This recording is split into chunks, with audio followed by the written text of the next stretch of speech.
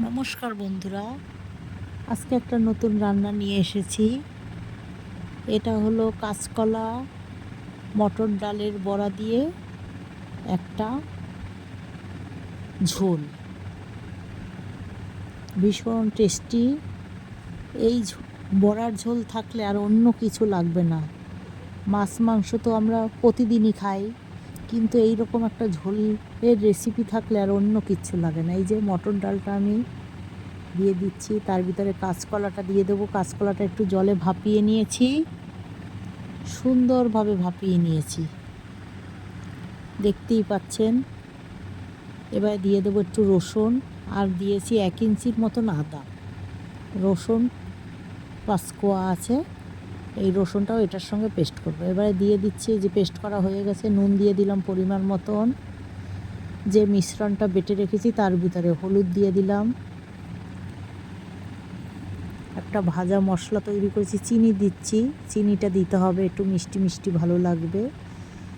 আর একটা ভাজা মশলা তৈরি করে রেখেছিলাম, জিরে, তেজপাতা, শুকনো লঙ্কা আর গরম মশলা হালকা খোলায় ভেজে গুঁড়ো করে রেখেছি। আর এখানে দিয়ে দিলাম জিরার গুঁড়ো, আর একটু দেব গরম মশলার গুঁড়ো। গরম মশলাটাও আমার ঘরে তৈরি করা, সামান্য, দেখতেই পাচ্ছেন।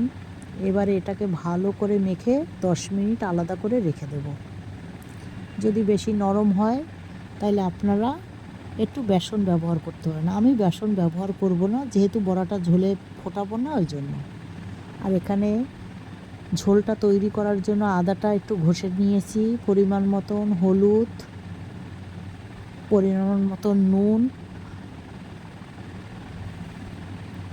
পরিমাণ মতন জিরার গুঁড়ো, সব একসঙ্গে দেব। লাল লঙ্কার গুঁড়ো পরিমাণ মতন,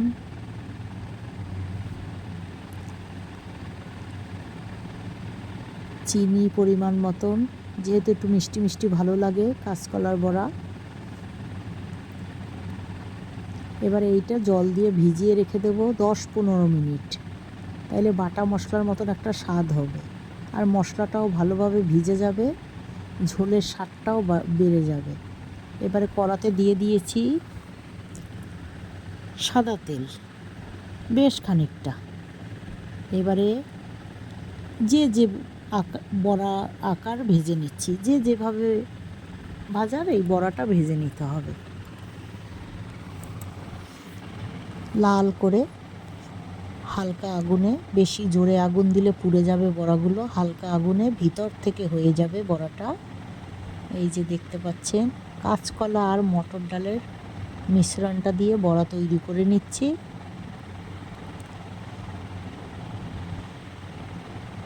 কত সুন্দর ছোট ছোট করে বড়া করে নিচ্ছি। এই বড়া দিয়ে ঝোল, মাছ মাংস প্রয়োজন হবে না, এত সুন্দর টেস্টি। আপনারাও একবার করে দেখুন, আশা করছি আপনাদের ভালো লাগবে। আর যারা নিরামিষ করতে চান তারা রসুনটা বাদ দেবেন, তাহলেই নিরামিষ হয়ে যাবে। সব মশলা একই থাকবে, শুধু রসুনটা বাদ দিলেই নিরামিষ। আমি একটু রসুন দিয়েছি, কেন আমার ভালো লাগে।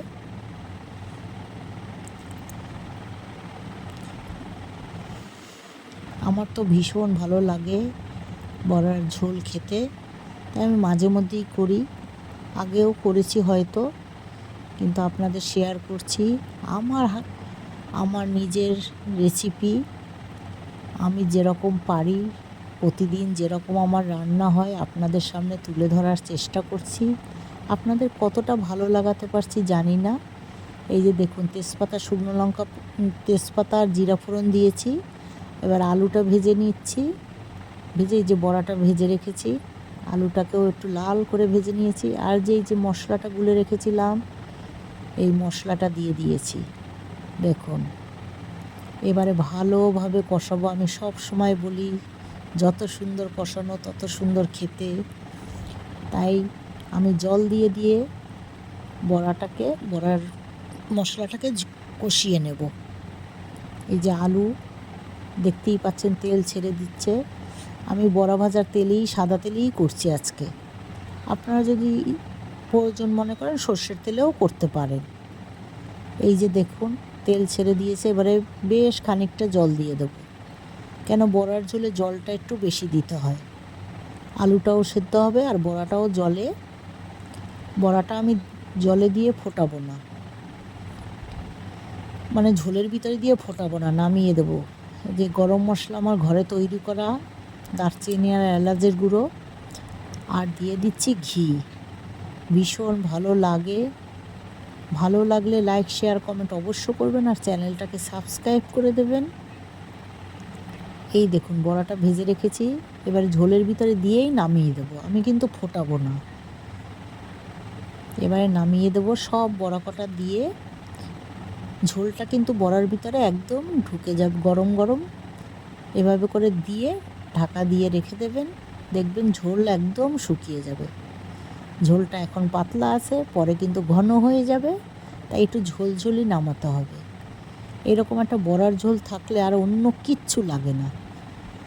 তাই কেমন হয়েছে আমার রেসিপিটা অবশ্যই জানাবেন। আমার সব ঘরোয়া রান্না আপনাদের সঙ্গে শেয়ার করলাম। এখন এই